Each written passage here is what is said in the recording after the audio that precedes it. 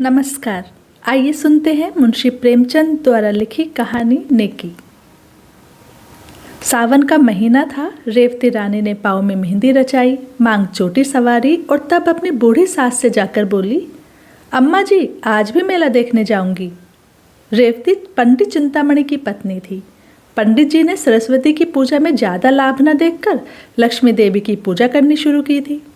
लेन then का कारोबार करते थे, मगर और महाजनों के विपरीत खास हालतों के सिवा 25% से ज़्यादा सूद लेना उचित न समझते थे। रेवती की सास बच्चे को गोद में लिए खटोले पर बैठी थी। बहू की बात सुनकर बोली, भीग जाओगी तो बच्चे को जुकाम हो जाएगा। रेवती, नहीं अम्मा, कुछ देर ना लगेगी, अभी चली आऊँगी। रेवती के 2 बच्चे थे, एक लड़का दूसरी लड़की। लड़की अभी गोद में थी और लड़का हीरामन 7वें साल में था। रेवती ने उसे अच्छे अच्छे कपड़े पहनाए, नज़र लगने से बचाने के लिए माथे और गालों पर काजल के टीके लगा दिए। गुड़िया पीटने के लिए एक अच्छी रंगीन छड़ी दे दी और अपनी सहेलियों के साथ मेला देखने चली गई। कीरत सागर के किनारे औरतों का बड़ा जमघट था। नेलगू घटाई छाई हुई थी। औरतें 16 श्रृंगार किए सागर के खुले हुए हरे भरे सुंदर मैदान में सावन के रिमझिम बरसा की बहार लूट रही थी। शाखों में झूले पड़े थे, कोई झूला झूलती, कोई मल्हार गाती, कोई सागर के किनारे बैठी लहरों से खेलती। ठंडी ठंडी खुशगवार पानी की हल्की हल्की फुहार, पहाड़ियों की निखरी हुई हरियावल, लहरों के दिलकश झकोले मौसम को ऐसा बना रहे थे कि उसमें संयम टिक न पाता था। आज गुड़ियों की विदाई है। गुड़िया अपने ससुराल जाएंगी। कुंवारी लड़कियां हाथ पाँव में मेहंदी रचाए, गुड़ियों को गहने कपड़ों से सजाए उन्हें विदा कराने आई हैं। उन्हें पानी में बहाती हैं और छक छक कर सावन के गीत गाती हैं। मगर सुख चैन के आंचल से निकलते ही इन लाड प्यार में पली हुई गुड़ियों पर चारों तरफ से छड़ियों और लकड़ियों की बौछार होने लगती है। रेवती यह सैर देख रही थी और हीरामन सागर की सीढ़ियों पर और लड़कियों के साथ गुड़िया पीटने में लगा हुआ था। सीढ़ियों पर काई लगी हुई थी। अचानक उसका पांव फिसला तो पानी में जा पड़ा। रेवती चीख मारकर दौड़ी और सर पीटने लगी। देखते ही देखते वहां औरतों और मर्दों का जमघट लग गया, मगर यह किसी की हिम्मत ना हुई कि पानी में घुसकर बच्चे की जान बचा पाए। किसी को डर था कि उसके संवारे हुए बाल न खराब हो जाए, किसी को डर था कि धुली हुई धोती न भीग जाए। 10 मिनट गुजर गए, मगर कोई आदमी हिम्मत करता नजर न आया। गरीब रेवती पछाड़े खा रही थी। अचानक उधर से एक आदमी अपने घोड़े पर सवार चला जाता था। यह भीड़ देखकर उतर पड़ा और एक तमाशाई से पूछा, यह कैसी भीड़ है भाई? तमाशाई ने जवाब दिया, एक लड़का डूब गया है। मुसाफिर, कहाँ? तमाशाई, जहाँ वह औरत खड़ी रो रही है। मुसाफिर ने फौरन अपने गाढ़े की मिर्जाई उतारी और धोती कसकर पानी में कूद पड़ा। चारों तरफ सन्नाटा छा गया। लोग हैरान थे कि यह आदमी कौन है। उसने पहला गोता लगाया, लड़के की टोपी मिली। दूसरा गोता लगाया तो उसकी छड़ी हाथ में लगी और तीसरे गोते के बाद जब वह ऊपर आया तो लड़का उसकी गोद में था। तमाशाइयों ने जोर से वाह वाह का नारा बुलंद किया। माँ दौड़कर बच्चे से लिपट गई। इसी बीच पंडित चिंतामणि के और कई मित्र वहां आ पहुंचे और लड़के को होश में लाने की फिक्र करने लगे। आधे घंटे में लड़के ने आँख खोल दी। लोगों की जान में जान आई। डॉक्टर साहब ने कहा, अगर लड़का 2 मिनट पानी में रहता तो बचना असंभव था। मगर जब लोग अपने गुमनाम भलाई करने वाले को ढूंढने लगे तो उसका कहीं पता न था। चारों तरफ आदमी दौड़ाए, सारा मेला छान मारा, मगर वह नजर न आया। 20 साल गुजर गए। पंडित चिंतामणि का कारोबार रोज बरोज बढ़ता गया। इस बीच में उसकी माँ ने 7 यात्राएं की और मरी तो ठाकुर द्वारा तैयार हुआ। रेवती बहू से सास बनी। लेन देन बही खाता हीरामणि के हाथ में आया। हीरामणि अब एक हिष्ट पुष्ट लंबा तगड़ा नौजवान था, बहुत अच्छे स्वभाव का, नेक। कभी कभी बाप से छिपाकर गरीब असामियों को यूं ही कर्ज दे दिया करता। चिंतामणि ने कई बार ऐसे इस अपराध के लिए बेटे को आंखें दिखाई और अलग कर देने की धमकी भी दी।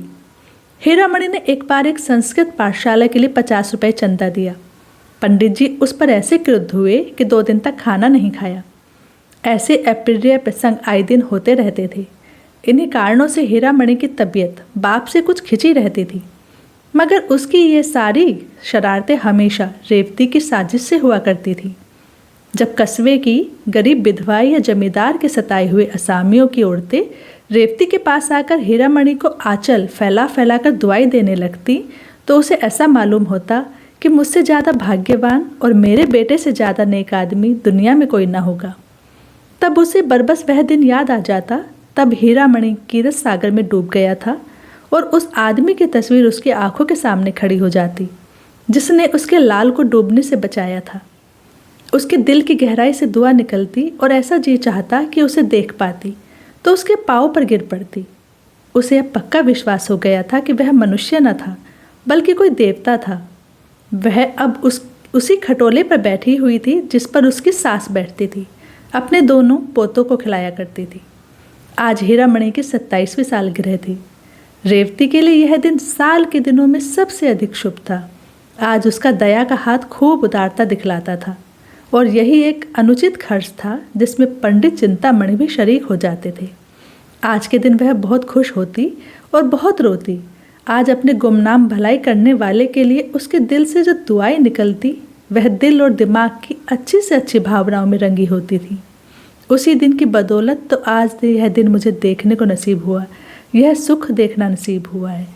एक दिन हीरामणि ने आकर रेवती से कहा, अम्मा श्रीपुर नीलाम पर चढ़ा हुआ है, कहो तो मैं भी दाम लगाऊं। रेवती, 16 आना है। हीरामणि, 16 आना, अच्छा गांव है, न बड़ा न छोटा, यहाँ से 10 कोस है, 20,000 तक बोली चढ़ चुकी है, 100-200 में ख़त्म हो जाएगी। रेवती, अपने दादा से तो पूछो। हीरामणि, उनके साथ 2 घंटे तक माथा पच्ची करने की किसे फुर्सत है। हीरामणि अब घर का मालिक हो गया था और चिंतामणि की एक न चलने पाती। वह गरीब अब ऐनक लगाए एक गद्दे पर बैठे अपना वक्त खांसने में खर्च करते थे। दूसरे दिन हीरामणि के नाम पर श्रीपुर खत्म हो गया। महाजन से जमींदार हुए, अपने मुनीम और 2 चपरासियों को लेकर गांव की सैर करने चले। श्रीपुर वालों को खबर हुई नए जमींदार का पहला आगमन था। घर घर नजराने देने की तैयारियां होने लगी। शाम के वक्त हीरामणि गांव में दाखिल हुए। दही और चावल का तिलक लगाया गया और 300 असामी पहर रात तक हाथ बांधे उनकी सेवा में खड़े रहे।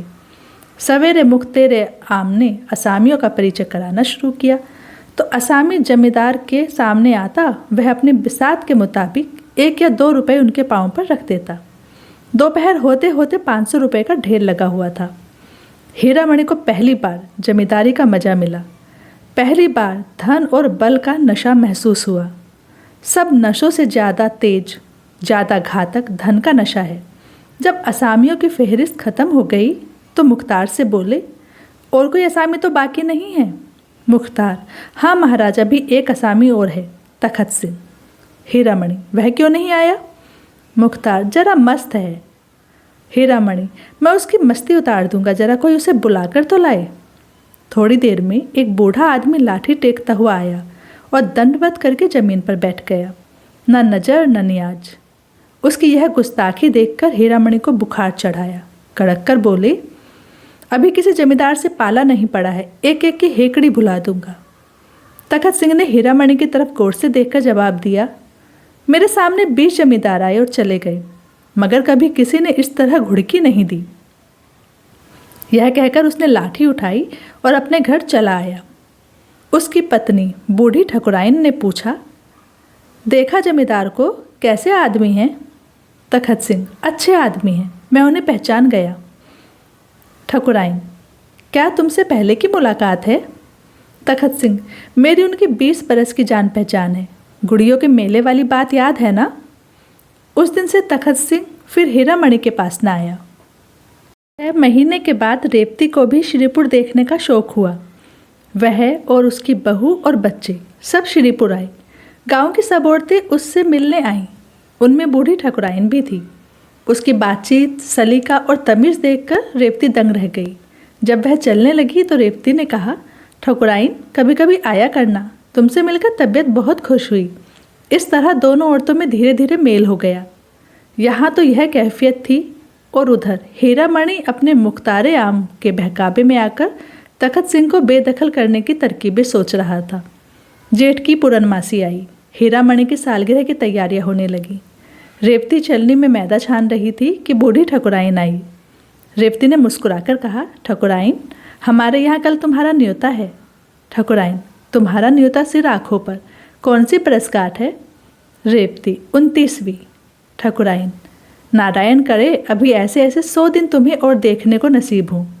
रेवती, ठकुराइन, तुम्हारी जुबान मुबारक हो, बड़े बड़े जंतर मंतर किए हैं, तब तुम लोगों की दुआ से यह दिन देखना नसीब हुआ है। यह तो 7वें ही साल में थे कि इनकी जान के लाले पड़ गए। गुड़ियों का मेला देखने गई थी, यह पानी में गिर पड़े। एक महात्मा ने इनकी जान बचाई। इनकी जान उन्हीं की दी हुई है। बहुत तलाश करवाया, उनका पता न चला। हर बरसगांठ पर उनके नाम से 100 रुपये निकाल कर रखती हूँ। 2000 से कुछ ऊपर हो गए हैं। बच्चे की नीयत है कि उनके नाम से श्रीपुर में एक मंदिर बनवा दे। सच मानो ठकुराइन, एक बार उनके दर्शन हो जाते तो जीवन सफल हो जाता, जी की हवस निकाल लेते। रेवती जब खामोश हुई तो ठकुराइन की आंखों से आंसू जारी थे। दूसरे दिन एक तरफ हीरामणि की सालगिरह का उत्सव था और दूसरी तरफ तखत सिंह के खेत नीलाम हो रहे थे। ठकुराइन बोली, मैं रेवती रानी के पास जाकर दुहाई मचाती हूँ। तखत सिंह ने जवाब दिया, मेरे जीते जी नहीं। आषाढ़ का महीना आया। मेघराज ने अपनी प्राणदायी उदारता दिखाई। श्रीपुर के किसान अपने अपने खेत जोतने चले। तखत सिंह की लालसा भरी आंखें उनके साथ साथ जाती, यहाँ तक कि जमीन उन्हें अपने दामन में छिपा लेती। तखत सिंह के पास एक गाय थी। वह अब दिन के दिन उसे चराया करता। उसकी जिंदगी का बस अब यही एक सहारा था। उसके उपले और दूध बेचकर गुजर बसर करता। कभी कभी फाके करने पड़ जाते। यह सब मुसीबतें उसने झेली, मगर अपनी कंगाली का रोना रोने के लिए एक दिन भी हीरामणि के पास न गया। हीरामणि ने उसे नीचा दिखाना चाहा था, मगर खुद उसे ही नीचा देखना पड़ा। जीतने पर भी उसे हार हुई। पुराने लोहे को उसने नीच हट की आस से न झुका सका। एक दिन रेवती ने कहा, बेटा, तुमने गरीब को सताया, अच्छा न किया। हीरामणि ने तेज होकर जवाब दिया, वह गरीब नहीं है, उसका घमंड मैं तोड़ दूंगा। दौलत के नशे में मतवाला जमींदार वह चीज तोड़ने की फिक्र में था जो कहीं थी ही नहीं, जैसे नासमझ बच्चा अपनी परछाई से लड़ने लगता है। साल भर तखत सिंह ने ज्यों त्यों करके काटा। फिर बरसात आई, उसका घर छाया न गया। कई दिन तक मूसलाधार मेह बरसा तो मकान का एक हिस्सा गिर पड़ा। गाय वहाँ बंधी हुई थी, दबकर मर गई। तखत सिंह को भी सख्त चोट आई। उसी दिन से बुखार आना शुरू हुआ। दवा दारू कौन करता, रोजी का सहारा था वह भी टूटा। जालिम बेदर्द मुसीबत ने कुचल डाला। सारा मकान पानी से भरा हुआ। घर में अनाज का एक दाना नहीं। अंधेरे में पड़ा हुआ कराह रहा था कि रेवती उसके घर गई। तखत सिंह ने आंखें खोली और पूछा, कौन है? ठकुराइन, रेवती रानी आई हैं। तखत सिंह, मेरे धन्य भाग, मुझ पर बड़ी दया की। रेवती ने लज्जित होकर कहा, ठकुराइन, ईश्वर जानता है मैं अपने बेटे से हैरान हूँ। तुम्हें जो तकलीफ हो मुझसे कहो। तुम्हारे ऊपर ऐसी आफत पड़ गई और हमसे खबर तक न की। यह कहकर रेवती ने रुपयों की एक छोटी सी पोटली ठकुराइन के सामने रख दी। रुपयों की छनकार सुनकर तखत सिंह उठ बैठा और बोला, रानी, हम इसके भूखे नहीं हैं, मरते दम गुनाहगार न करो। दूसरे दिन हीरामणि भी अपने मुसाहिबों को लिए उधर से जा निकला। गिरा हुआ मकान देखकर मुस्कुराया। उसके दिल ने कहा, आखिर मैंने उसका घमंड तोड़ दिया। मकान के अंदर जाकर बोला, ठाकुर, अब क्या हाल है? ठाकुर ने धीरे से कहा, सब ईश्वर की दया है, आप कैसे भूल पड़े? हीरामणि को दूसरी बार हार खानी पड़ी। उसकी यह आरजू कि तखत सिंह मेरे पाँव पर अपनी आँखों से चूमे अब भी पूरी न हुई। उसी रात को वह गरीब, आज़ाद, ईमानदार और बेगरज ठाकुर इस दुनिया से विदा हो गया। बूढ़ी ठकुराइन अब दुनिया में अकेली थी। कोई उसके गम का शरीक और उसके मरने पर आंसू बहाने वाला न था। कंगाली ने गम की आँच और तेज कर दी थी। ज़रूरत की चीज़ें मौत के घाव को चाहे न भर सके, मगर मरहम का काम जरूर करती हैं। रोटी की चिंता बुरी बला है। ठकुराइन अब खेत और चरागाह से गोबर चुन लाती और उपले बनाकर बेचती। उसे लाठी टेकते हुए खेतों को जाते और गोबर का टोकरा सिर पर रखकर बोझ में हाफते हुए आते देखना बहुत ही दर्दनाक था। यहाँ तक कि हीरामणि को भी उस पर तरस आ गया। एक दिन उन्होंने आटा, दाल, चावल थालियों में रखकर उसके पास भेजा। रेवती खुद लेकर गई, मगर बूढ़ी ठकुराइन आंखों में आंसू भरकर बोली, रेवती रानी, जब तक आंखों से सोचता है और हाथ पांव चलते हैं, मुझे और मरने वाले को गुनहगार न करो। उस दिन से हीरामणि को फिर उसके साथ हमदर्दी दिखलाने का साहस न हुआ। एक दिन रेवती ने ठकुराइन से उपले मोल लिए। गांव में पैसे के 30 उपले बिकते थे। उसने चाहा कि मैं बस 20 ही ले लूं। उस दिन से ठकुराइन ने उसके यहाँ उपले लाना बंद कर दिया। ऐसी देवियाँ दुनिया में कितनी ही हैं। क्या वह इतना न जानती थी, एक गुप्त रहस्य जबान पर लाकर मैं अपनी सब तकलीफ़ों का खात्मा कर सकती हूँ, मगर फिर क्या वह एहसान का बदला ना हो जाएगा। मसल मशहूर है कि नेकी कर और दरिया में डाल। शायद उसके दिल में कभी यह ख्याल ही नहीं आया कि उन्होंने रेवती पर कोई एहसान किया। ठाकुर के मरने के बाद ठकुराइन 3 साल जिंदा रही। यह जमाना उसने जिस तकलीफ़ से काटा उसे याद करके रोंगटे खड़े हो जाते हैं। कई कई दिन निराहार बीत जाते। कभी गोबर न मिलता, कभी कोई उपले चुरा ले जाता। ईश्वर की मर्जी, किसी का घर भरा हुआ है, खाने वाला नहीं, कोई रो रो कर जिंदगी काटता है। बुढ़िया ने यह सब दुख झेला, मगर किसी के सामने हाथ नहीं फैलाया। हीरामणि की 30वीं सालगिरह आई। ढोल की सुहानी आवाज़ सुनाई देने लगी। एक तरफ घी की पुड़िया पक रही थी, दूसरी तरफ तेल की। घी की मोटे ब्राह्मणों के लिए, तेल की गरीब भूखे और नीचों के लिए। अचानक एक औरत ने रेवती से आकर कहा, ठकुराइन जाने कैसी हुई जाती है, तुम्हें बुला रही है। रेवती ने दिल में कहा, आज तो खैरियत से काटना, कहीं बुढ़िया मर ना रही हो। यह सोचकर वह बुढ़िया के पास न गई। हीरामणि ने जब देखा अम्मा नहीं जाना चाहती तो खुद चला गया। हीरामणि ठकुराइन के मकान पर पहुंचा तो वहां बिल्कुल सन्नाटा छाया हुआ था। बूढ़ी औरत का चेहरा पीला था और जान निकलने की हालत उस पर छाई हुई थी। हीरामणि ने जोर से कहा, ठकुराइन, मैं हूँ हीरामणि। ठकुराइन ने आंखें खोली और इशारे से उसे अपना सिर नज़दीक लाने को कहा।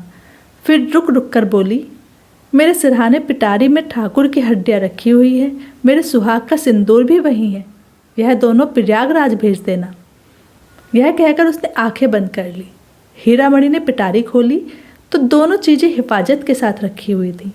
एक पोटली में 10 रुपये भी रखे हुए मिले। यह शायद जाने वाले का सफ़र खर्च था। रात को ठकुराइन के कष्टों का हमेशा के लिए अंत हो गया। उसी रात को रेवती ने सपना देखा, सावन का मेला है, घटाएं छाई हुई हैं, मैं कीरत सागर के किनारे खड़ी हूँ। इतने में हीरामणि पानी में फिसल पड़ा। मैं छाती पीट पीट कर रोने लगी। अचानक एक बूढ़ा आदमी पानी में कूदा और हीरामणि को निकाल लाया। रेवती उसके पाँव पर गिर पड़ी और बोली, आप कौन हैं? उसने जवाब दिया, मैं श्रीपुर में रहता हूँ, मेरा नाम तखत सिंह है। श्रीपुर अब भी हीरामणि के कब्जे में है, मगर अब रौनक बदल गई है।